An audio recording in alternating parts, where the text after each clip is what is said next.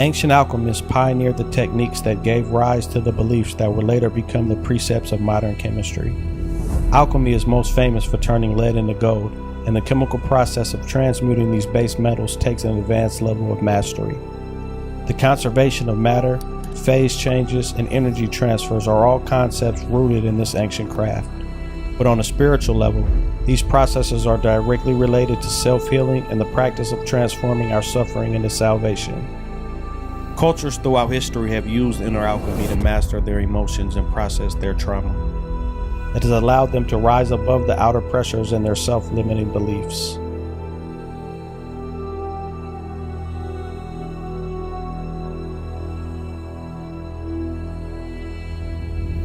The mystical and spiritual ideology surrounding alchemy has endured for thousands of years. Alchemic mysticism made the connection of the transformation of solid substances into liquids and vapors with the transmutation of the human body and the soul. Sublimation, in which a solid converts into a vapor, in particular seems symbolic to the spirit leaving the body. The recrystallization out of vapor to form a solid was connected with the ideas of reincarnation and rebirth. Alchemy, also called Hermeticism, was synonymous with spiritual and philosophical ideals. Its primary intention was the regeneration of the human soul from its present sensory-dominated state into a more nobler form. It was about restoring one's essence, both matter and mental, to its original divine condition.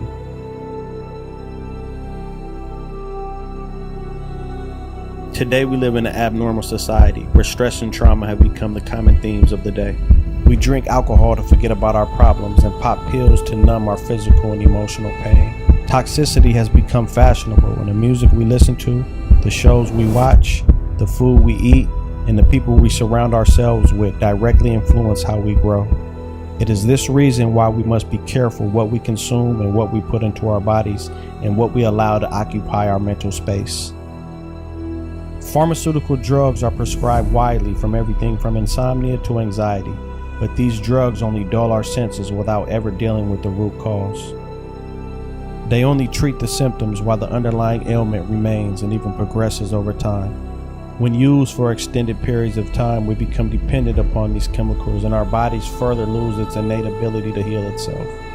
Our bodies are self-healing organisms, and under the proper conditions, they will self-regulate.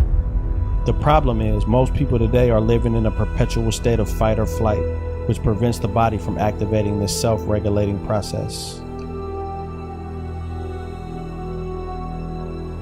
The Greeks thought of Egypt as the earliest source of alchemy, and they adopted much of the sciences and philosophies that would later become the foundations of Western civilization. Before the Greek physician Hippocrates became the father of modern medicine, he would go to Egypt and consult the library of the Temple of Imhotep.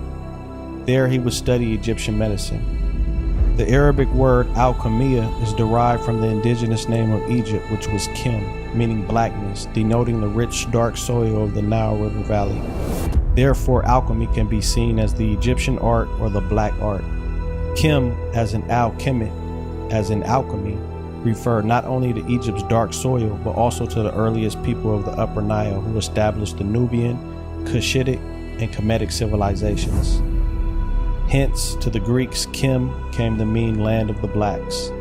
In ancient Kemetic culture, there was no separation of science and spirituality, and they understood how the two functioned as one and the same. They mastered the art of inner transformation and learned how to transmute the natural human condition of suffering into pure consciousness. This is what the ancient mystery schools were all about. The initiations and rites of passages were all inductions into deeper wisdoms and higher levels of understanding.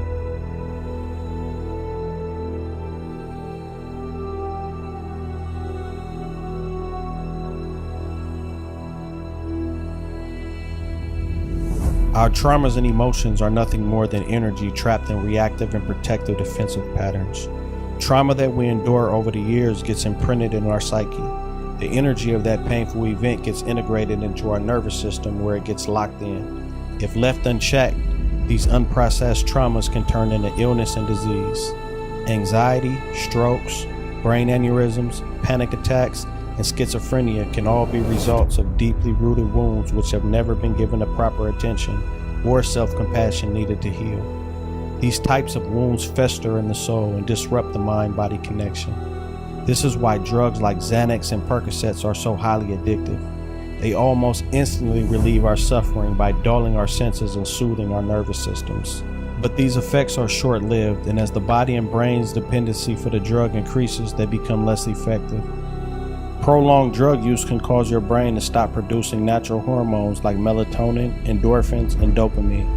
The moment you stop taking these synthetic drugs, the withdrawal effects can be excruciating. They range from insomnia, depression, seizures, and even suicidal thoughts. The physical and mental toll these drugs are taking on the world is unprecedented. It's physical torture, it's mental torture. You're literally coming undone at the seams. You're crawling out of your skin. I mean, you know, it's basically like you're living in hell. It is imperative that we learn to reconnect with our ancestral practices and cultivate our innate healing abilities. Someone has to become thirsty to become awakened. Someone has to become thirsty to take a journey to inner space and expose the shadows inside of their own selves. They have to be willing to see the dark side of themselves, or see where they're falling into the wrong places or making the wrong decisions. To change your mind, then, is to make the brain work in new sequences and new patterns and new combinations, to begin to make the brain work differently. And the one ingredient that allows us to do that is knowledge or information. Because every time you learn something new, you make a new connection in your brain. You look at an alcoholic or a person addicted to drugs, right? They can go to all the classes that they want to try to get out of that, but if they don't first say, look, I admit I have a problem. This is just something wrong with me, that I'm addicted to this particular substance. If they don't do that, they'll never, ever, ever be able to get clean. Right. And so it's the same thing. You can just relate that to life. If you can't admit that the information that I've been programmed to know and process my entire life is actually most likely a lot skewed, and I really need to take a deeper dive and look at myself and my knowledge and what I do know, research and dig much deeper into who I am, what's going on inside of me, so I could begin to access and make the proper changes. By the time you're 35 years old, is a set of memorized behaviors, set of emotional reactions, beliefs, perceptions, attitudes that run just like a computer program. So 5% of your conscious mind begins to work against 95% of what you've memorized. So the person wants to think positively, but they're feeling negatively.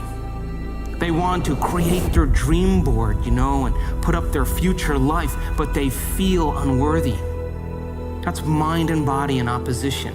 We have to recondition the body to a new mind. Sometimes these traumas lie dormant until triggered by something that reminds us of a traumatic event. At this moment, we are transported back in time and our mind is flooded with the negative emotions that correspond with that particular event. These overwhelming emotions hijack our ability to think rationally and make sound decisions. This can lead to paranoid delusions, emotional outbursts, and mental breakdowns. Fear, anger, hatred, and violence are low vibrational emotions that are reactions to a perceived danger or threat. But within each lower emotional state lies a higher emotional state, one of humbleness and clarity that can respond rather than react. By using our emotional intelligence, we are able to respond to any given situation with wisdom and self-discipline, which can always turn a tragedy into a triumph and a loss into a lesson.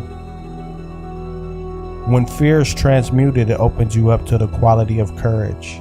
When anger is transmuted, it transforms into an expansion of consciousness and deeper understanding of the inner workings of your own mind. Pain transforms into loving compassion and kindness. Hatred transforms into positive power and love, and paradoxically leads to inner peace. There are many methods to release these heavy and negative energies that have weighed us down for so long. Therapy, exercise, meditation, and breath work are all great starting points to beginning your journey of self-healing. If you or anyone you know is dealing with